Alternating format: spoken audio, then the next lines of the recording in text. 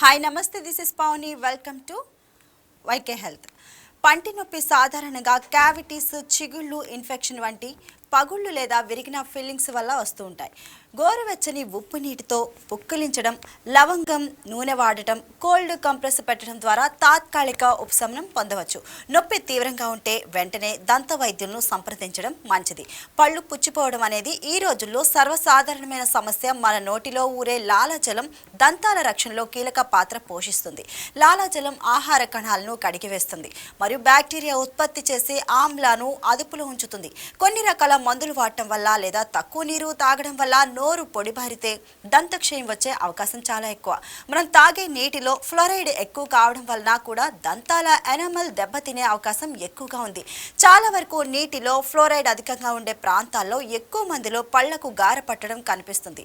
పంటి సమస్యల గురించి వివరించేందుకు డాక్టర్ ప్రశాంతి వైకే స్టూడియోకి వచ్చారు.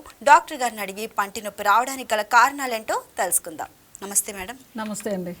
మేడం, అసలు జనరల్గా గైనిక్ డెంటల్ డాక్టర్ దగ్గరికి రావాలి అని అంటే చాలా మంది భయపడుతూ ఉంటారు. ఎందుకంటారు అలా? చాలామంది ఏంటంటే పెయిన్ ఎక్కువ ఉంటుందేమో అని కాన్షియస్గా ఉండి చేయించుకునే ట్రీట్మెంట్స్ కాబట్టి చాలామంది ఈ ప్రాబ్లమ్ని భయపడుతూ ఉంటారు అనమాట. ఎందుకంటే వాళ్ళు కాన్షియస్లో ఉంటారు కాబట్టి. అది ఎస్ మ్యామ్. అంటే పన్ను నొప్పి వస్తేనే పన్ను తీయించుకోవడం ఒకటే ట్రీట్మెంట్ అంటారా, లేక వేరే ట్రీట్మెంట్స్ ఇంకేమైనా ఉన్నాయని అంటారా? పన్ను నొప్పి వస్తే తీయించుకోవాలి అనేది ఒకప్పటి మాట అండి. Now latest advances have come. దాంట్లో రూట్ కెనాల్ ట్రీట్మెంట్స్ ఉన్నాయి. అట్లానే ఫస్ట్ ఆఫ్ ఆల్ పేషెంట్ పన్ను నొప్పి వస్తే అది సెన్సిటివిటీ వల్ల వస్తుందా, పన్ను పుచ్చిపోయి లోపల పొరల దాకా వెళ్ళడం వల్ల వస్తుందా అనేది మేము చిన్న ఒక ఆర్వీజీ ఎక్స్రే తీసుకొని టోటల్ ట్రీట్మెంట్స్ ఆర్ డిజిటలైజ్డ్ అనమాట. డిజిటల్ ఎక్స్రే వస్తుంది. డిజిటల్ ఎక్స్రే తీసుకొని వాళ్ళకి ప్రాబ్లం ఏంటో చెప్తాము. ప్రతి పన్ను నొప్పి వచ్చిన ప్రతి పన్నుకి మనం పన్ను పీకాల్సిన అవసరం లేదు. We can save the tooth with root canal treatments most of the time. So పళ్ళు పుచ్చిపోకుండా మనం ఎటువంటి జాగ్రత్తలు తీసుకుంటే మంచిదంటారు? చాలామంది ఏంటంటే మేము చాలాసేపు బ్రష్ చేస్తూ ఉంటాము, కానీ అయినా కూడా నాకు పళ్ళు పుచ్చిపోతున్నాయి, ఇట్లాంటి ప్రాబ్లమ్స్ చెప్తూ ఉంటారు మా దగ్గరికి.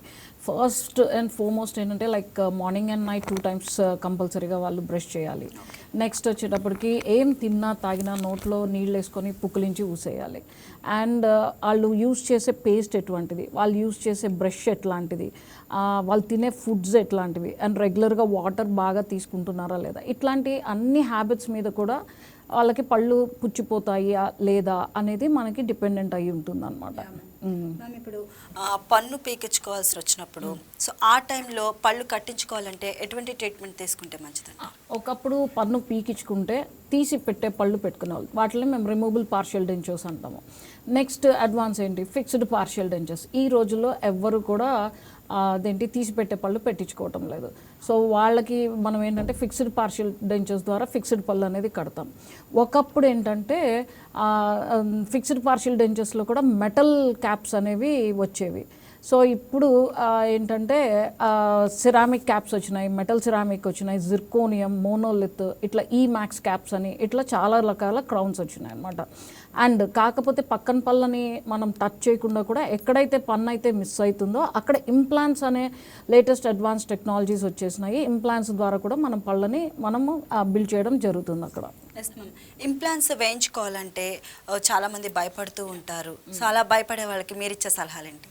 అది ఒక అపోహ అండి. ఏదో ఒక స్క్రూని తీసుకొచ్చి బోన్లో డ్రిల్ చేసి వేసేస్తున్నారు, నాకేమో అయిపోతుంది అనేది ఏంటంటే పక్కన ఒకళ్ళతో మాట్లాడుకునేటప్పుడు జరిగిన అపోహే తప్ప ఒక ప్రాపర్ సర్జన్, ఒక ప్రాపర్ డెంటల్ సర్జన్ కనుక దాన్ని చేస్తే ఇట్స్ జస్ట్ మ్యాటర్ ఆఫ్ 20 minutesలో మనం ఇంప్లాంట్ని ప్లేస్ చేయడం జరుగుతుంది. ఒక పన్ను పీకించుకునేటప్పుడు పేషెంట్ ఎంత ప్రాబ్లం అనేది ఏమీ ఫేస్ చేయరు. ఆ టైం ఎంతైతే పడుతుందో ఈ ఇంప్లాంట్ ప్లేస్ చేయడానికి కూడా మీకు అంతే టైం పడుతుంది. ఎత్తు వంకర పళ్ళు అంటారు. సో చాలా మంది ఇబ్బంది పడుతూ ఉంటారు దానివల్ల. సో వాళ్ళకి క్లిప్ ట్రీట్మెంట్స్ అనేవి చూస్తూ ఉంటాం మనం జనరల్గా. సో వాటి గురించి మీరు డీటెయిల్గా చెప్తారా? ఇప్పుడు చాలామంది ఎత్తు వంకర పళ్ళతో ఆల్రెడీ ఇబ్బంది పడుతూ ఉంటారు. నలుగురిలో వెళ్ళి కాన్ఫిడెన్స్ అనేది తక్కువగా ఉంది, నవ్వలేము ఫ్రీగా అని చెప్పేసి ఇబ్బంది పడుతూ ఉంటారు. బట్ ఏంటంటే ఒకప్పుడు ఏంటంటే మెటల్ బ్రేసెస్ అనేవి వచ్చినాయి. ఇప్పుడు ఈ బ్రేసెస్ కూడా మీరు సినిమాలో చూస్తుంటే లైక్ కొన్ని మూవీస్లో టీత్ అంతా కూడా లైక్ మెటల్గా కనిపిస్తూ ఉంటాయి. ఓకే, అట్లా లేకుండా ఇప్పుడు సిరామిక్ బ్రేసెస్ వచ్చినాయి. సిరామిక్ బ్రేస్ ఏంటంటే టూత్ కలర్లో ఉంటాయన్నమాట. యా, సో దట్ ఇంత దూరంలో మనము దగ్గరలో ఉన్నా కూడా కనిపిస్తుంది, కానీ బట్ పేషెంట్కి ఐ మీన్ డిస్కంఫర్ట్ కానీ ఆక్వర్డ్నెస్ కానీ ఉండదు. బట్ దీంట్లో ఇంకా లేటెస్ట్ అడ్వాన్సెస్ ఏంటి అంటే అలైనర్స్తో ఏంటంటే ఇంకా అసలుకి పేషెంట్స్కి పెట్టుకున్నట్లు కూడా తెలియదు అనమాట. ట్రీట్మెంట్స్ ప్రొసీడ్ అవుతూనే ఉంటాయి, అట్ ద సేమ్ టైం ఎదుటోళ్ళకి ఇబ్బంది అనేది కూడా ఉండదు. సో స్వీట్స్ చాక్లెట్స్ అనేది కామన్, చాలా మంది తింటూ ఉంటారు. సో అంటే ఆ టైంలో ఎటువంటి జాగ్రత్తలు తీసుకుంటే మంచిదంటారు, పళ్ళు పుచ్చిపోకుండా డ్యామేజ్ అవ్వకుండా? స్వీట్స్ ఎక్కువ తినేస్తే పళ్ళు పుచ్చిపోతాయి, చాక్లెట్స్ ఐస్ క్రీమ్స్ తినేస్తే ఎక్కువ పళ్ళు పుచ్చిపోతాయి అనేది కేవలం అపోహ అండి. 20 minute షుగర్ రూల్ అనేది ఒకటి ఉంటుంది. దాంట్లో ఏంటంటే మనం ఏం తిన్నా తాగినా అది ఒక ఎసిడిక్ నేచర్లోకి టూత్లోకి వెళ్ళి నోట్లో ఉన్న ఎన్విరాన్మెంట్ అంతా కూడా ఒక ఎసిడిక్ ఎన్విరాన్మెంట్లోకి వెళ్తే తప్ప మనకి తొందరగా పుచ్చు అనేది స్టార్ట్ అవ్వదు. సో అందుకనే మేము చెప్పే హ్యాబిట్ ఏంటంటే ఈ 20 minute షుగర్ రూల్. ఏం తిన్నా కూడా ఎసిడిక్ నేచర్లోకి ఎన్విరాన్మెంట్ వెళ్ళాలి అంటే 20 minutes టైం పడుతుంది.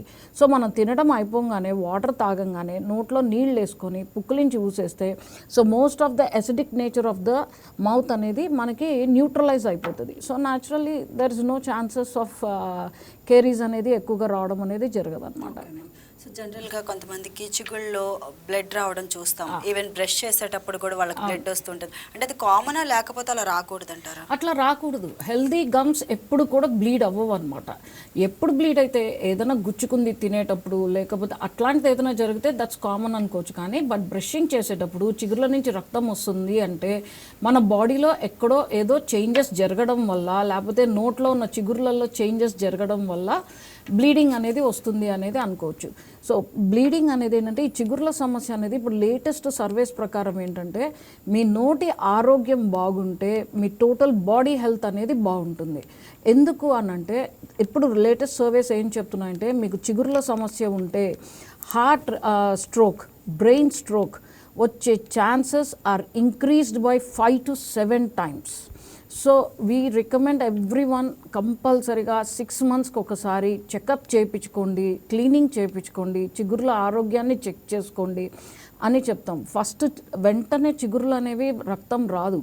చిగుర్లలో ఫస్ట్ ఏంటంటే గారపడుతుంది పళ్ళ మీద. ఆ పళ్ళు అనేవి చిగుర్లని డ్యామేజ్ చేస్తాయి. అక్కడ బ్యాక్టీరియా ఫామ్ అయ్యి ఆ బ్యాక్టీరియా అంతా కూడా కొలనైజ్ అయిపోయి చిగుర్ల మీద దాడి చేసి ఫస్ట్ ఇన్ఫ్లేమ్ అవుతుంది.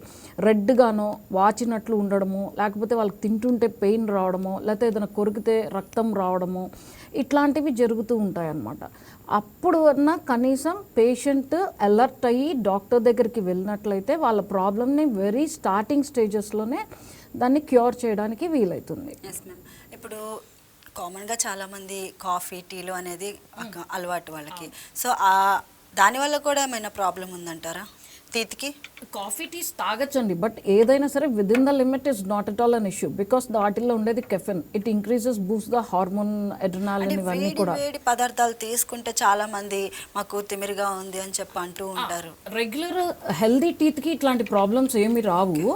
బట్ ఎప్పుడైతే వాళ్ళు ఏంటంటే రాంగ్ బ్రషింగ్ మెథడ్స్ లేకపోతే ఎక్కువగా బ్రక్సిజం అంటే పళ్ళు కొరికే హ్యాబిట్ ఉంటుంది కొందరికి, ఇట్లాంటి వాటిల్లో పళ్ళు అరిగిపోతాయి కొందరికి. అప్పుడు మాత్రమే వాళ్ళకి ఈ ఐస్ క్రీమ్స్ తిన్నా, వేడిగా ఏమన్నా తీసుకున్నా, చల్లగా తీసుకున్నా పళ్ళు నాకు జుమ్మని లాగుతున్నాయి అనేది చెప్తారనమాట. సో అట్లాంటప్పుడు అసలు ప్రాబ్లం అనేది ఎందుకు వచ్చింది అనేది మీరు డెంటిస్ట్ దగ్గరకు విజిట్ అయినట్టయితే మీకు పన్ను పుచ్చిపోవడం వల్ల వచ్చిందా, పళ్ళు అరిగిపోవడం వల్ల వచ్చిందా, చాలామంది రాంగ్ బ్రషింగ్ మెథడ్ చేస్తారు, ఇట్లా అడ్డంగా రుద్దేస్తూ ఉంటారు. అసలు అంటే ఎలా చేస్తే బెటర్ అంటారు? యూజువల్గా ఈ రాంగ్ బ్రషింగ్ మెథడ్స్ వల్ల పళ్ళు అరిగిపోయినప్పుడు యూజువల్గా ఇట్లాంటి సెన్సిటివిటీ పళ్ళు జుమ్మని లాగడం అనేది చూస్తాం. సో యాక్చువల్గా మనం ఏంటంటే ఒక soft or ultra soft tooth బ్రష్ని తీసుకోవాలి. వన్స్ ఇన్ 2 to 3 months బ్రష్ని చేంజ్ చేయాలి. అండ్ ఫ్లోరిడేటెడ్ టూత్పేస్ట్ని యూజ్ చేసుకోవాలి. ఫ్లోరిడేటెడ్ టూత్పేస్ట్ యూజ్ చేసుకోవడం వల్ల ఏంటంటే పళ్ళల్లో పుచ్చు వచ్చే శాతం తగ్గుతుందన్నమాట.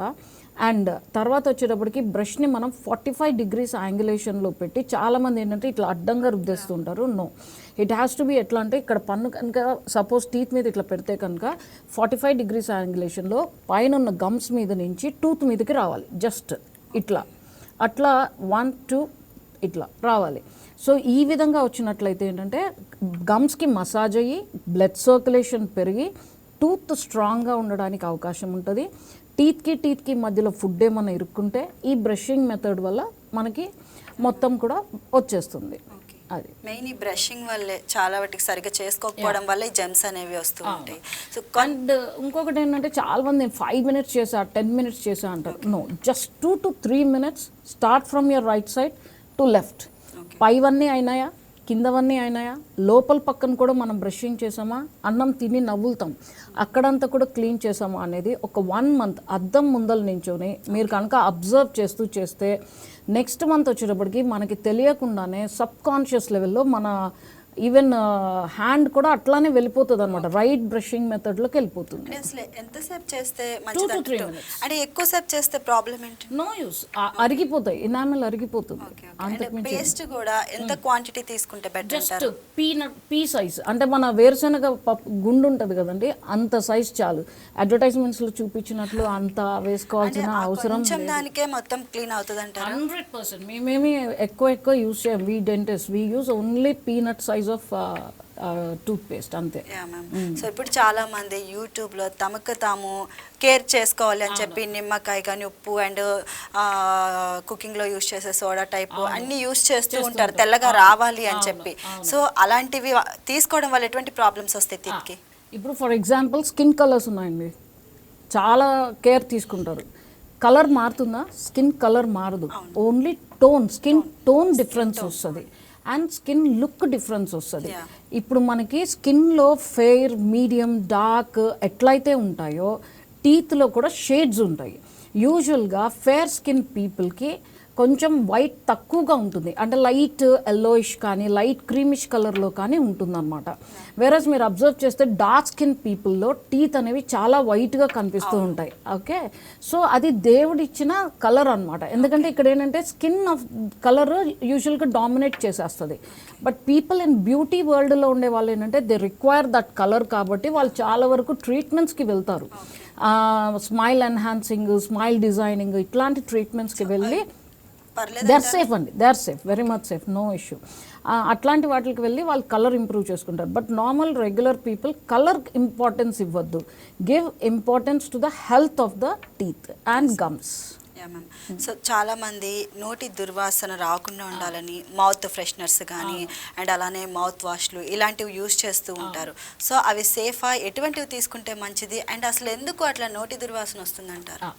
నోటి దుర్వాసన రావడానికి చాలా కారణాలు ఉంటాయండి. Like first thing is brushing సరిగ్గా చేసుకోకపోవడం, నోట్లో పుచ్చులున్నా కూడా ఎక్కువగా వస్తుంటుంది, లేదా పళ్ళ మధ్యలో ఫుడ్ ఇరుక్కుంటూ ఉంటుంది, లేదా చిగురుల నుంచి రక్తం వచ్చే వాళ్ళకి, డయాబెటీస్ అంటే వాళ్ళకి ఏంటంటే కొన్ని ప్రాబ్లమ్స్ ఉన్నప్పుడు కొన్ని మెడిసిన్స్ యూస్ చేస్తూ ఉంటారు, వాళ్ళకి డ్రై మౌత్ అంటే నోరు ఎక్కువగా ఆరిపోతూ ఉంటుంది. సో ఇట్లా ఆరిపోయినప్పుడు ఏమవుతుందంటే వాళ్ళకి నోట్లో నుంచి స్మెల్ వస్తుంటుంది. ఎవరో ఎందుకు, ఫస్ట్ ఎవ్రీ పర్సన్ మార్నింగ్ నిద్ర లేవగానే ఖచ్చితంగా నోట్లో నుంచి స్మెల్ వస్తుంది. బికాస్ నైట్ అంతా మనం ఏం వాటర్ తాగము, సో నోరు ఒక్కొక్కసారి ఓపెన్ బ్రీదింగ్ కూడా ఉంటుంది కొందరికి, గురక పెట్టే వాళ్ళకి. సో ఇట్లాంటి వాటి వల్ల వస్తుంటుంది. బట్ రెగ్యులర్గా లైక్ మార్నింగ్ నిద్ర లేచిన తర్వాత మన నలుగురిలోకి వెళ్ళినప్పుడు దుర్వాసన అనేది మనకి రాదు, పక్కన ఉన్న వాళ్ళకి తెలుస్తుంది అనమాట. అప్పుడు ఏంటంటే వీళ్ళ కాన్ఫిడెన్స్ లెవెల్స్ అనేవి చాలా ఇబ్బంది పడుతూ ఉంటారు.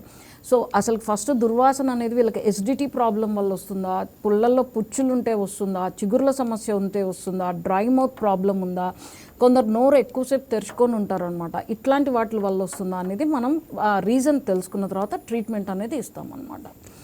అది. సో ఇప్పుడు ఇన్స్టాగ్రామ్ అండ్ యూట్యూబ్లో మనం చాలా చూస్తున్నాము. అంటే ఫర్ సపోజ్ యాక్సిడెంట్ ఆర్ పిల్లలు ఎవరైనా కింద పడిపోయిన వాళ్ళ పళ్ళు ఊడిపోవడము, దాన్ని మళ్ళీ కరెక్ట్గా సెట్ చేస్తాము అని అంటారు, అది నిజమే అంటారా? యా, నేను I have been practicing since 25 years అండి. సో నాకు ఆల్మోస్ట్ ఏంటంటే ఎవ్రీ న్యూ ఇయర్ యూజువల్గా January 1st వచ్చే కేసెస్ ఎక్కువగా ఇట్లాంటివి ఉంటాయి. ఏంటంటే నైట్ బూజ్ చేసి కొట్టుకొని ఏదో ఒకటి యాక్సిడెంట్స్ అవ్వడము. మా అడ్వర్టైజ్మెంట్స్లో కానీ మేము చెప్పే దాంట్లో కానీ ఏం చెప్తామంటే కింద పడిపోయి పిల్లలు ఆడుకుంటూ బాల్ తగిలినా, లేకపోతే బండి మీద వెళ్తూ కింద పడిపోయినా, మెట్ల మీద నుంచి దిగుతూ జారి పడిపోయినా పన్ను ఊడి కింద పడిపోతుంది. సో అట్లాంటప్పుడు ఏంటంటే ఆ పన్నుని కనుక వాళ్ళు నీళ్ళల్లో కానీ పాలల్లో కానీ పెట్టి 24 hours to 48 hours ఆ పన్నుని మా దగ్గరికి తీసుకొస్తే అదే పన్నుని మేము అక్కడ సెట్ చేయడం జరుగుతుంది. కానీ అది కరెక్ట్ గా ఉండాలి పన్ను. మళ్ళీ పన్ను అంటే వేరు భాగం ఉంటుంది కదా, root should not break, root should not break. మొత్తం పన్ను ఈవెన్ పైన కనిపించే క్రౌన్ భాగం ఇరిగినా ఏం కాదు, కానీ బట్ రూట్ భాగం బాగుంది అంటే we can set the same tooth అనమాట in the same position. In my career I have done more than 35 cases like this. Yeah ma'am. So చాలామంది పొద్దున లేచిన వెంటనే సో హెడేక్ వస్తుంది, గట్టిగా తింటుంటే దవడ నొప్పిగా ఉంటుంది అని చెప్తూ ఉంటారు. సో చాలా మందిలో ఈ కంప్లైంట్స్ చూస్తూ ఉన్నాం మనం. మీరు ఇచ్చే ట్రీట్మెంట్ ఏంటి, సలహా ఏంటి వాళ్ళకి? చాలా మందికి ఇది 2 విధాలుగా వస్తుందండి. ఒకటి, జ్ఞానదంతం ప్రాబ్లం ఉన్నప్పుడు కూడా వాళ్ళకి వేరియేషన్ తెలియదు. ఆ జ్ఞానదంతం ప్రాబ్లం వచ్చినప్పుడు చెవుల్లోకి, తలలోకి, మెడలోకి కూడా పెయిన్ అనేది సివియర్గా వస్తుంది. అది జ్ఞానదంతం అనేది తెలియక చాలామంది అంటే ఇయర్ ప్రాబ్లం ఏమనుకొని ఈఎన్టీ దగ్గరికి వెళ్తూ ఉంటారు. అట్లనే అదేంటి హెడేక్ ఏమోనని చెప్పేసి ఐ డాక్టర్ దగ్గరికి వెళ్తుంటారు, న్యూరాలజిస్ట్ దగ్గరికి వెళ్తుంటారు. ఇట్లా అందరి దగ్గర తిరిగి ఎక్కడ ఏం ప్రాబ్లం లేదు అన్న తర్వాత ఎవరో ఒక medical doctor they will suggest first have a dental checkup అంటారు. అప్పుడు మా దగ్గరకు వస్తారనమాట. సో అప్పుడు మేము చూస్తే కనుక వాళ్ళలో చాలామందికి 50% ఆఫ్ ద పీపుల్కి జ్ఞానదంతం సమస్య ఉంటుంది.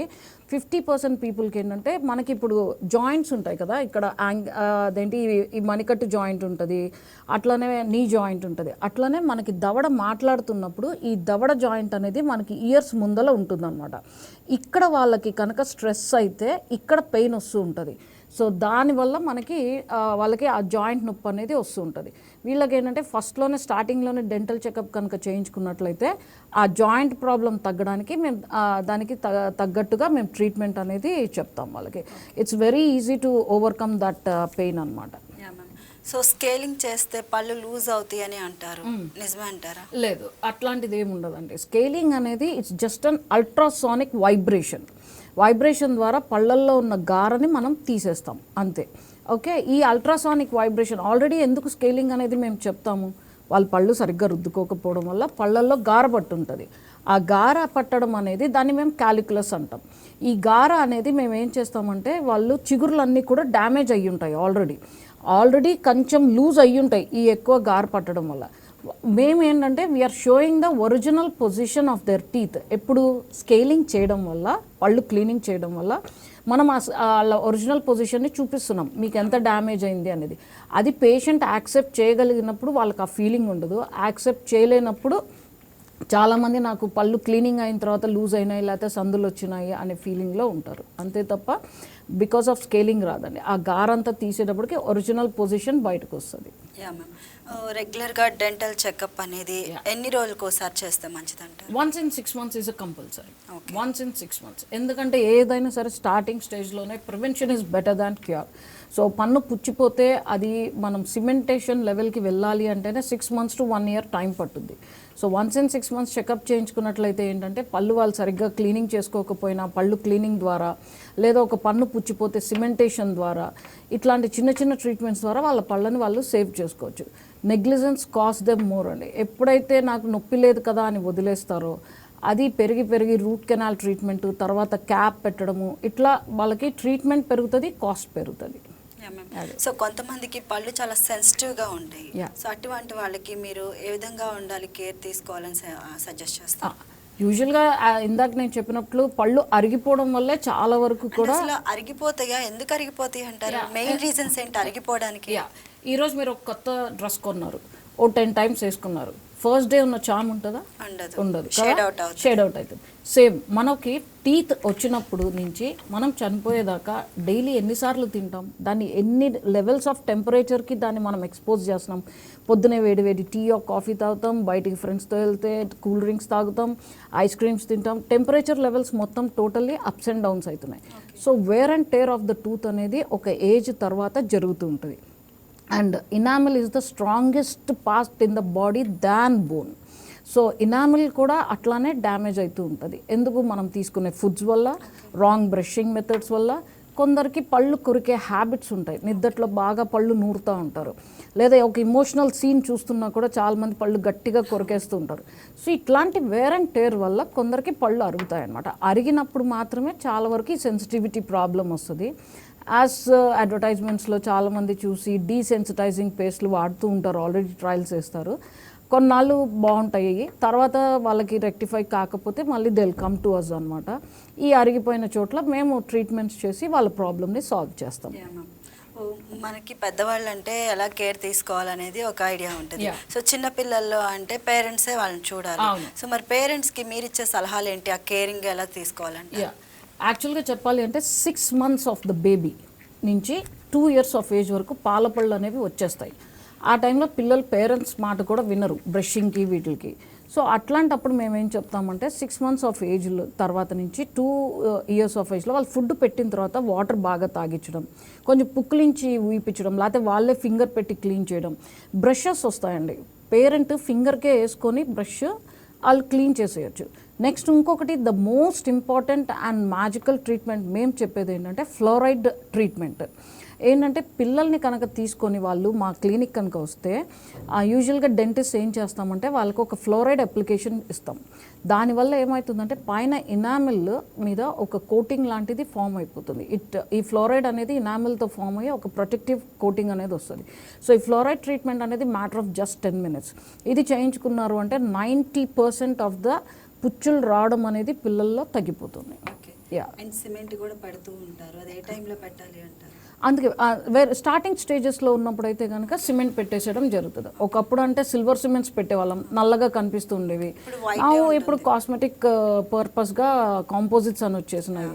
అసలుకి సిమెంట్ వేసాము అనేది కూడా ఎదుటి వాళ్ళకి తెలియదు. అట్లా. Thank you so much ma'am for your valuable information. చాలా బాగా చెప్పారు. Thank you. సో చూసారు కదా, ఇది వాటి వైకే హెల్త్. మరొక హెల్త్ ప్రోగ్రాంలో మళ్ళీ కలుద్దాం. That's all for now. Keep watching YK news Telugu వారి గుండె.